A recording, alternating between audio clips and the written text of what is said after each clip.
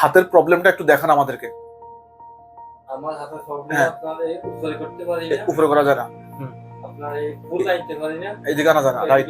এই হাত দিয়ে একটু বেশি হ্যাঁ। আনতে পারি, এই হাত এতটুকু। হ্যাঁ, আর আর আর আর পিছনে ফুল নিতে পারি, দিতে পারেন না, ব্যথা করে। ব্যথা করে, ব্যথা করে। এই আমার এখানে এখান পর্যন্ত কাম্বা আর এটা ফুল ব্যথা। হাত এরকম করেন, এরকম, ওইদিকে ওইদিকে ওইদিকে ওইদিকে, এই এবার আস্তে আস্তে উপরের দিকে উঠান তো দেখি।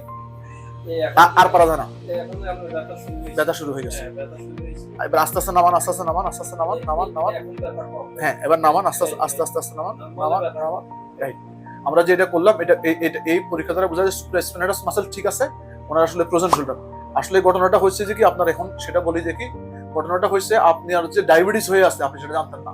আর ডায়াবেটিস না জানার কারণে আপনার ডায়াবেটিসের কারণে আপনার এই প্রবলেমটা হয়েছে, ফ্রোজেন শোল্ডারটা হয়েছে, মানে জয়েন্টটা আটকায় গেছে। এখন সবার আগে কাজ হচ্ছে ডায়াবেটিস নিয়ন্ত্রণ করতে হবে।